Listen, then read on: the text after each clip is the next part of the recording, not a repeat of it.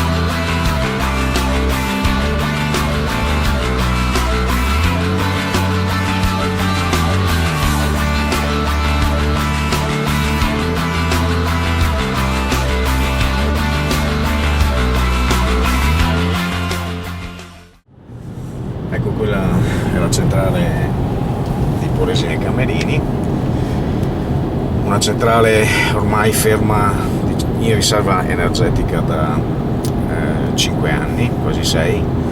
È stata bloccata perché è troppo inquinante e non rispondente alla legge istitutiva del Parco del Delta del Po, e è stata chiusa alla fine del 2005. Sono 4 gruppi per un totale di 2640 megawatt a olio combustibile. Veniva utilizzato un olio combustibile ad alto tenore di zolfo, non c'erano desolforatori, denitrificatori, e addirittura ha funzionato per 25 anni, dall'80, quando è stato messo in funzione il primo gruppo, fino al 2005, ha funzionato senza autorizzazione allo scarico delle acque, cosa che ovviamente se facciamo a casa nostra non ci danno neanche l'abitabilità. Adesso, dopo una prima decisione, fra l'altro con tutti i permessi già in regola, per ambientalizzarla, come piace dire all'Enel, a orimulsion, fanghi derivanti dall'estrazione del petrolio del delta dell'Orinoco in Venezuela, poi abbandonata dopo poco, quando già tutte le licenze erano pronte. L'Enel ha deciso di farne una centrale a carbone per un totale di 1980 MW, 3 gruppi a carbone. Il carbone, si sa, è il più inquinante tra i combustibili fossili, produce arsenico, mercurio. Probabilmente le acque intorno alla centrale saranno, e non solo, in una vasta area saranno praticamente non più idonee alla pesca o alla mitilicoltura.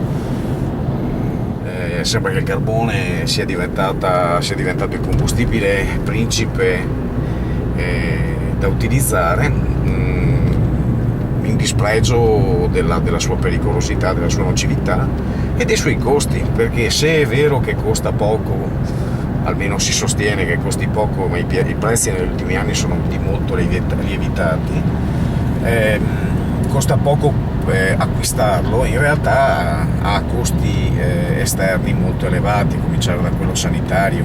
Si è calcolato recentemente, il Dipartimento della Sanità americano statunitense ha dichiarato che per ogni kilowatt di elettricità prodotta col carbone ce ne sono 2 di spese sanitarie. Oltretutto noi abbiamo un problema anche di altra natura, che è la produzione di anidride carbonica. È di questi giorni la notizia che l'Italia forse sarà chiamata a pagare 2 miliardi di euro di multe per non aver rispettato gli accordi in sede europea rispetto al 2020. Soldi che naturalmente usciranno dalle tasche dei cittadini, perché l'Enel o le altre aziende elettriche che usano combustibili come appunto il carbone, ma anche altri che producono CO2, non ci pensano nemmeno, con i buoni uffici del governo, a pagare i giusti diritti di emissione e quant'altro dovrebbe essere pagato, ma se ne fa carico lo Stato, quindi i cittadini italiani cornuti e mazziati. L'elettrica di Vado Ligure scatena un caso a Savona. È stata aperta un'inchiesta per stabilire le connessioni tra gli scarichi inquinanti della centrale e l'aumento delle morti per tumori. Sentiamo l'inviato Santo della Volpe. L'esenzione 048 indica la possibilità per i pazienti affetti da neoplasie e malattie tumorali di avere l'esenzione dal ticket. Me ne hai viste tante? Ne ho viste tante e purtroppo ultimamente stanno aumentando. Ho subito 2 cicli di chemioterapia e poi nel 2009 il trapianto del midollo osseo. Purtroppo è mancato mio papà, un tumore a 57 anni. Si muore troppo tra Vado Ligure, Quiliano, Savona e provincia. Tumori, malattie cardiovascolari e cerebrali. E uno studio dell'Ordine dei Medici accusa l'inquinamento dell'aria e non solo. Noi abbiamo un eccesso di mortalità stimato di circa 1300 uomini e 1300 donne in eccesso rispetto al previsto. La cartina della regione Liguria è chiarissima, le macchie rosse indicano l'inquinamento più alto. La stessa regione afferma che prioritaria responsabile delle emissioni nocive, quelle di ossido di azoto, di zolfo, polveri normali, sottili e ultrasottili, nonché composti organici volatili, è la centrale elettrica di Vado Ligure, che produce per 2/3 a carbone e solo per 1/3 a gas. L'inquinamento prodotto dalla centrale molto probabilmente è l'elemento che fa precipitare la situazione nella nostra realtà. La centrale lavora e brucia 4.000 tonnellate di carbone al giorno e si trova in mezzo alle case. Non solo, preleva dal mare quasi 1 miliardo di litri d'acqua all'anno e la restituisce carica di 11.000 kg di arsenico, 130.000 kg di fosforo, 150.000 kg di idrocarburi, più mercurio, piombo, cromo e altri metalli pesanti, nocivi e cancerogeni. Ora 18 comuni di Savona e provincia, associazioni e cittadini dicono basta, perché la centrale elettrica ha ottenuto l'ampliamento con un nuovo... Siamo a Pila, dalla parte opposta di Polesine Camerini, davanti alle dei rami del Po, il più alto, il Po di Pila appunto, e dall'altra parte, come potete vedere, c'è la bellissima e imponente sagoma della centrale con la sua ciminiera alta 250 metri, più volte scalata dagli intraprendenti attivisti di Greenpeace. questa centrale costruita a partire dagli anni 70, è stata in funzione col primo gruppo nel 1980, poi il secondo, il terzo e il quarto fino al 1984. È stata per diverso tempo la più grossa centrale elettrica d'Europa e sfortunatamente per la zona anche la più grande fonte di inquinamento da centrale elettrica in Europa, perché ha funzionato fino al 2005 senza nessun tipo di accorgimento per prevenire inquinamento pesante da zolfo e da nitrati. La bellezza di 25 anni ha omaggiato il parco del Delta del Po e i suoi abitanti di inquinanti a iosa, tanto che adesso c'è un rinvio a giudizio appunto di dipendenti e amministratori dell'Enel, dipendenti dirigenti intendo, per disastro ambientale con correlazioni sanitarie. L'Istituto Oncologico Nazionale di Milano ha riscontrato un marker, un metallo pesante che si chiama vanadio nelle cellule tumorali, di 26 casi presi in esame tra l'area del Po Veneto e l'area del Po, del parco del Delta del Po Emiliano-Romagnolo. Diciamo, dopo aver inquinato per 25 anni, praticamente senza quasi nessun tipo di protezione, di controllo, adesso dovrebbe essere riconvertita a carbone e produrre la bellezza di 2800 tonnellate annue di ossidi di azoto, praticamente pari a 3,5 milioni di auto circa, 3700 tonnellate di ossidi di zolfo, che sono praticamente superiori, è un quantitativo superiore all'intero parco trasporti nazionale. Se è vero che l'intero parco trasporti nazionale poi ne emette pochi di ossidi di zolfo, perché effettivamente è quasi tutto recente, si deve considerare che questa è una centrale, poi c'è quella di Civitavecchia, poi c'è quella di Brindisi, poi c'è quella di Vado Ligure, ce ne sono 12 in sostanza in Italia, saline ioniche, a carbone, e poi ci sono quelle a olio combustibile ancora in funzione che ne emettono. Quindi non sono quantitativi da sottovalutare, non parliamo di polveri sottili, ma non parliamo del mercurio, dell'arsenico che verrebbe emesso, che finirebbe nelle acque. Qui vedete ci sono tutte casette di pescatori che probabilmente verrebbero rovinata la loro attività, ma anche i diportisti, verrebbero rovinati i loro hobby. Come sarebbe sicuramente danneggiata fortemente anche l'agricoltura locale, tutte attività produttive che occupano migliaia e migliaia di persone in questa zona.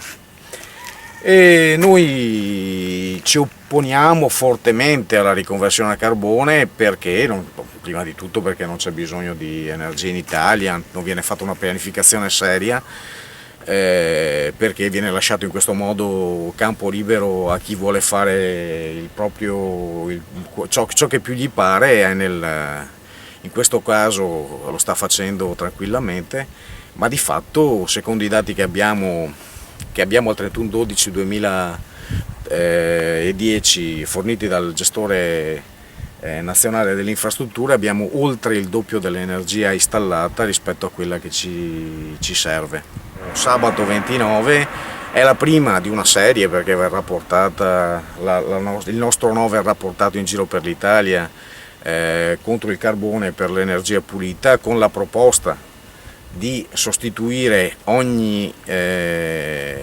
di togliere un kilowatt di energia prodotto con i combustibili fossili ogni qualvolta se ne immette in rete uno prodotto con le fonti rinnovabili. Noi assolutamente siamo sempre stati contrari a questa centrale in una zona così bella e così fragile, ancor più adesso che la si vuole riconvertire ambientalizzare, usando un eufemismo, sembra quasi una barzelletta, ambientalizzare a carbone, e la barzelletta si raddoppia pulito, Per cui le nostre intenzioni sono chiare, ribadiamo il nostro no al carbone, sì al parco del Delta del Po.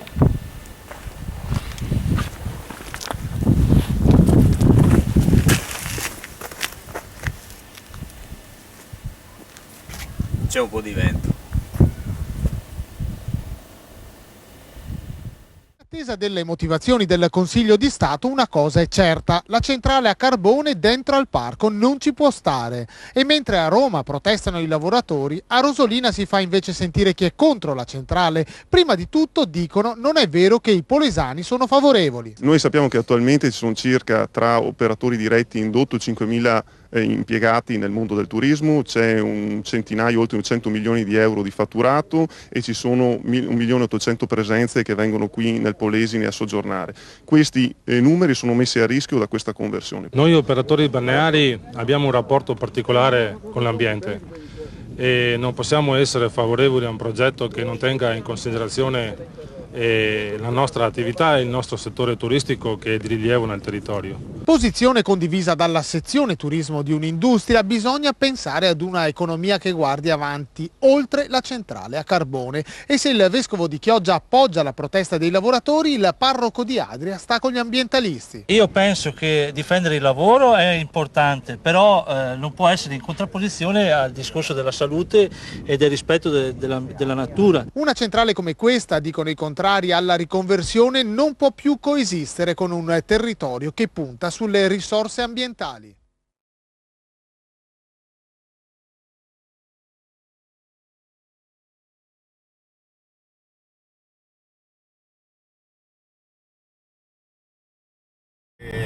Fino a pochi anni fa, mi sembra 5 anni fa, non esisteva all'ASL 19 competente dal punto di vista territoriale per la sanità locale, non esisteva un registro tumori, quindi bisognerebbe andare, che ne so, appunto all'Istituto Nazionale Tumori di Milano piuttosto che a Aviano o all'ospedale di Padova o a quelli di Ferrara per sapere quanta gente di queste parti ha sofferto di patologie tumorali ma anche respiratorie. Si fa fatica ad esporsi, vabbè, si capisce anche se si pensa solo che gli amministratori locali, gli amministratori del comune di Porto Tolle, per grosso modo il 65-70% sono dipendenti di emittenti Enel, si capisce bene quale razza di potere abbia in questa zona Enel stessa. Poi è un po' così ovunque abbia una centrale Enel o comunque vi sia una centrale elettrica o un impianto di queste dimensioni che abbia dato del lavoro. È innegabile che il lavoro in parte l'ha dato, un lavoro sporco, lavoro che potrebbe adesso essere dato da altre attività che non, praticamente quasi abbandonate abbandonate un po' a se stesse, perché si aspetta sempre l'aiuto dello Stato, il risarcimento, la compensazione, e non ci si impegna abbastanza a sviluppare una politica di sviluppo economico che non dipenda da tutto. E qui siamo all'interno della centrale. Non andiamo oltre, qui ci sono i cancelli, non andiamo oltre perché è spazio, è proprietà privata e non vorremmo mai valicare i sacri limiti di Enel, però una cosa la possiamo fare.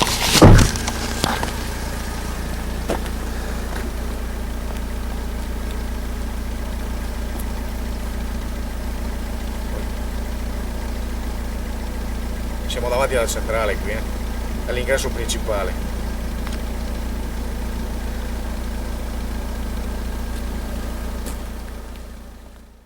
Ci sono circa 100, se non ricordo male, 160 ettari di parco intorno alla centrale, molto molto bello, con varie specie di uccelli eccetera eccetera. Il carbone, anche producendo quantitativi notevoli di ossido di zolfo, abbinato con acqua diventa anidride solforosa, la principale responsabile delle piogge acide. Ovviamente avremo il vantaggio di riuscire ad avere le chiome degli alberi gialle o marron anche d'estate, non solo in autunno. Allora, abbiamo visto prima che il punto sullo sfondo si vedeva il rigassificatore di Porto Levante nel comune di Porto Viro. È un'opera imponente, anche quella, 8,3 miliardi di metri cubi di gas, il più grande rigassificatore in mezzo all'acqua offshore del mondo, sconsigliato in qualsiasi paese del mondo, però realizzato in Italia, dove ne vorrebbero realizzare anche degli altri. In mezzo all'acqua è estremamente pericoloso, questo non lo dico io, lo dicono studi anche del Pentagono, uno studio che si chiama Brittle Power, praticamente ordinato dal Ministero della Difesa statunitense per valutare i possibili rischi di un'installazione di 4 rigassificatori nelle coste sud degli Stati Uniti. Ha appurato che sarebbero estremamente pericolosi per la sicurezza nazionale in caso di, che ne so, attacco tipo quello delle Torri Gemelle o comunque di altra natura. Un'esplosione di un rigassificatore del genere non perdonerebbe nessuno. Il rigassificatore, che è stato fortemente voluto da Edison, poi trasformatasi in Adriatic LNG, quando ha fatto società con la ExxonMobil e la Qatar Petroleum, che sono proprietarie al 90%, 45-45 del rigassificatore all'Edison, è rimasto solo un 10%. Era stato concepito negli anni 90 per alimentare la centrale a metano. Difatti, se si traccia una linea retta immaginaria da terra verso il rigassificatore, il punto più vicino a terra è esattamente l'attracco della centrale di Polesine Camerini, comunque la bocca del po' di pila.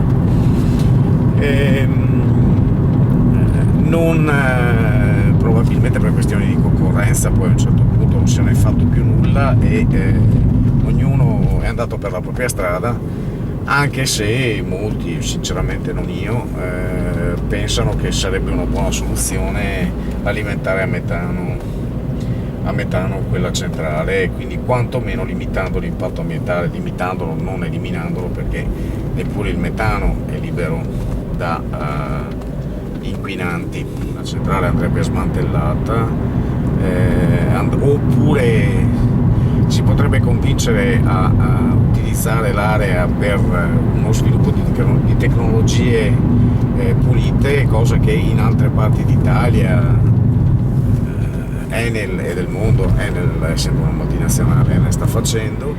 Se investisse 2,5 miliardi di euro nello sviluppo delle fonti rinnovabili, Enel creerebbe 17 volte i posti di lavoro che vengono creati con questa centrale. Questa è una stima approssimativa, insomma. Comunque anche fossero solo 15, ma anche solo 10, sarebbero sempre più degli attuali. Sappiamo che nella centrale gemella di Civitavecchia i posti di lavoro, i lavoratori attualmente impegnati sono 392. I sindacati hanno richiesto per la zona l'area di crisi, visto che non c'è più occupazione, quei 400 lavoratori esterni che sono stati occupati nella fase di costruzione della centrale e hanno lavorato mediamente un anno a testa, adesso sono a spasso e disoccupati come prima, voglio dire. Qui si tratta di dare una prospettiva duratura di lavoro alla popolazione, non di inventarsi la soluzione miracolistica per qualche anno e poi abbandonare di nuovo tutto a se stesso. Chiaro, la risposta dovrebbe essere prevalentemente politica, non c'è. La politica è sorda, preferisce adagiarsi sulle sulle cose comode che le vengono proposte da chi già insiste sul territorio, comode ma sicuramente non vantaggiose. Ne perde anche la politica stessa, i politici stessi locali ne perdono in credibilità e in dignità nel momento in cui tutti o quasi come un solo uomo sostengono questa riconversione senza porsi il minimo problema di quanto possa essere dannosa, distruttiva, e ripeto, non solo dal punto di vista sanitario ma anche dal punto di vista economico quando parliamo di attività.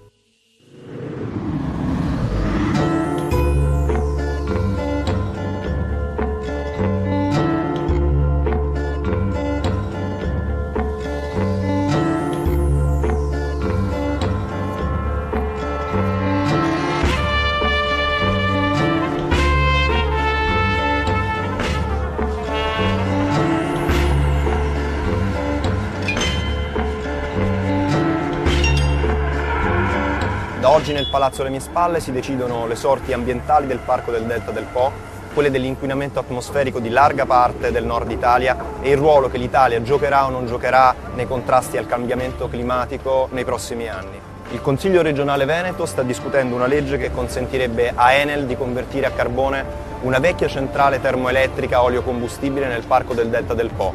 Ne verrebbe un mostro capace di emettere in un anno 4 volte l'anidride carbonica prodotta dall'intera città di Milano, oltre il doppio degli ossidi di zolfo provenienti dall'intero settore trasporti italiano.